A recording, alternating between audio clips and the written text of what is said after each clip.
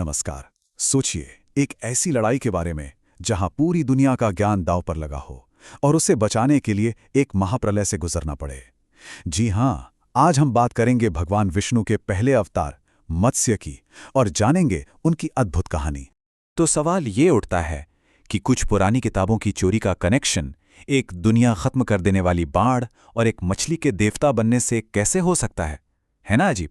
चलिए आज इसी पहेली को सुलझाते हैं।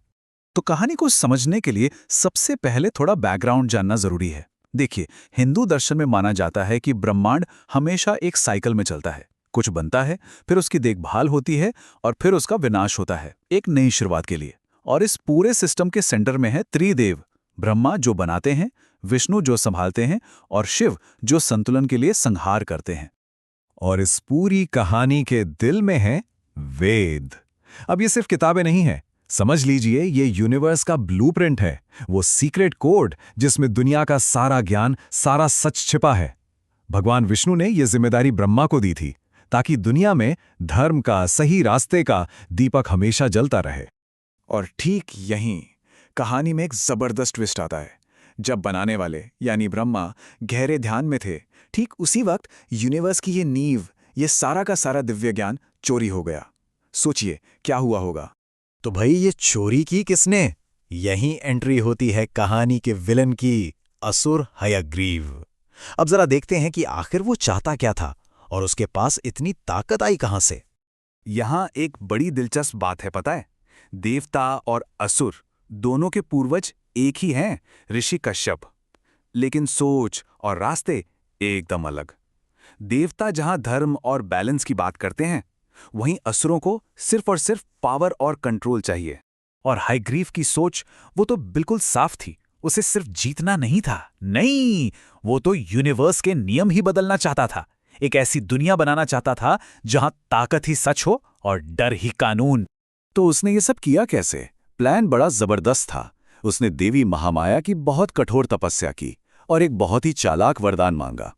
वरदान ये था कि उसे कोई देवता, कोई असुर, कोई इंसान, कोई ना मार सके। शर्त बस एक थी कि उसकी मौत सिर्फ किसी दूसरे हयग्रीव के हाथों ही हो सकती है। अब उसे लगा कि वो तो अजेय हो गया, इनविंसिबल, और इसी घमंड में उसने वेदों पर हाथ साफ कर दिया। लेकिन यह एक सोचने वाली बात है ना, कि कभी-कभी जो हमारी सबसे बड़ी ताकत लगती है, वही हमारी सबसे बड़ी कमजोरी बन जाती है। चलिए अब कहानी का रुख अच्छाई की तरफ मोड़ते हैं। यहां कहानी में आते हैं एक बहुत ही नेक राजा, जो जानते भी नहीं थे कि वो एक बहुत बड़े डिवाइन प्लान का हिस्सा बनने वाले हैं। इन राजा का नाम था सत्यव्रत, जो विष्णु के बहुत बड़े भक्त थे। तो एक सुबह जब वो प्रार्थना के लिए जल्ले रहे थे, उनकी अंजलि में एक छोटी सी मछली आ गई और वो मछली बोल सकती थी। हाँ, उसने राजा से कहा कि वो उसकी जान बचाएं। राजा दयालु थे, उन्होंने मछली को अपने कमंडल में रख लिया। पर अगले ही दिन वो मछली इतनी बड़ी हो गई कि कमंडल छोटा पड़ गया। राजा ने उसे एक बड़े बर्तन में रखा, वो भी छोटा पड़ गया। फिर एक तालाब में, लेकिन वो मछली तो बस बढ़ती ही जा रही थी, बढ़ती ही जा रही थी, जब तक कि वो समुद्र में समाने लायक एक विशाल जीव नहीं बन गई। अब तक तो राजा सत्यव्रत समझ चुके थे कि ये कोई मामूली मछली नहीं है। और तभी उस विशाल मछली ने अपना असली रूप दिखाया। वो कोई और नहीं बल्कि स्वयं भगवान विष्णु थे, अपने मत्स्य यानी मछली अवतार में। तो अब सिचुएशन देखिए, दुनिया पर एक नहीं बल्कि दो बड़े खतरे मंडरा रहे थे। एक तरफ तो सृष्टि का सारा ज्ञान चोरी हो चुका था और दूसरी तरफ एक भयंकर बाढ़ आने वाली थी, जिसे कहते हैं प्रलय, मतलब सब कुछ खत्म। भगवान विष्णु ने अपने मत्स्य अवतार में राजा को चेतावनी दी। कहा, 7 दिन, सिर्फ 7 दिनों में एक महाप्रलय आएगा। आसमान से इतनी बारिश होगी कि पूरी धरती पानी में डूब जाएगी। लेकिन यह सिर्फ अंत नहीं था, बल्कि एक नई शुरुआत की तैयारी थी। विष्णु ने राजा सत्यव्रत को एक मिशन दिया। एक बहुत बड़ी नाव बनाओ, उस पर सप्तर्षियों को यानी 7 महान ऋषियों को बिठाओ। साथ में हर पेड़ पौधे के बीज और हर जीव जंतु का बीज रूप इकट्ठा करो। और हाँ, वो वेद और शास्त्र भी साथ ले लो। ये एक तरह से दुनिया को रिबूट करने का प्लान था। और अब कहानी अपने क्लाइमैक्स पर पहुंचती है। वो पल जहां भगवान विष्णु वेदों को वापस लाने और बिगड़े हुए सिस्टम को ठीक करने के लिए हयग्रीव से टकराते हैं। लेकिन एक मिनट, यहां एक बड़ी प्रॉब्लम थी। याद है वो वरदान?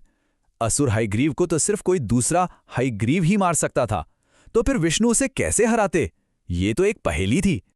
और इस पहेली का जवाब भी उतना ही दिव्य था। विष्णु ने सबको बताया कि ये सब उनकी ही लीला का हिस्सा है। उस असुर के वरदान का तोड़ निकालने के लिए उन्होंने खुद घोड़े के सिर वाला यानी हयग्रीव का रूप ले लिया था। मतलब उसके वरदान को उसी के खिलाफ इस्तेमाल करने का मास्टर प्लान। तो अब सोचिए, एक साथ दो जगहों पर एक्शन चल रहा है। एक तरफ प्रलय की भयंकर लहरों के बीच मत्स्य अवतार राजा सत्यव्रत की नाव को खींचकर सुरक्षित जगह ले जा रहे हैं, और दूसरी तरफ विष्णु का हयग्रीव अवतार उस दुष्ट असुर हयग्रीव और उसकी सेना से एक जबरदस्त युद्ध लड़ रहा है। और उसी युद्ध के दौरान मत्स्य अवतार ने एक और काम किया। वो समुद्र की गहराइयों में गए जहां असुर ने वेदों को छुपा रखा था। वहां उसके पहरेदारों को हराया और वेदों को उस जादुई कैद से छुड़ा लिया। आखिरकार ज्ञान सुरक्षित था। अब जब असुर हार चुका था और वेद वापस आ गए थे, तो कहानी अपने आखिरी पड़ाव पर आ गई। अब वक्त था दुनिया को फिर से बनाने का।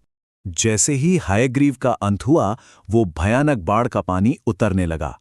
अंधेरा छट गया। मत्स्यावतार ने नाव को धीरे धीरे मलय पर्वत की सबसे ऊंची चोटी पर पहुंचा दिया, जहां से एक नई दुनिया की शुरुआत होनी थी। और इस तरह धर्म की फिर से स्थापना हुई। मतलब यूनिवर्स का जो बैलेंस बिगड़ गया था वो वापस अपनी जगह पर आ गया। सब कुछ ठीक हो गया। पर यह हजारों साल पुरानी कहानी आज भी एक बहुत बड़ा सवाल छोड़ जाती है।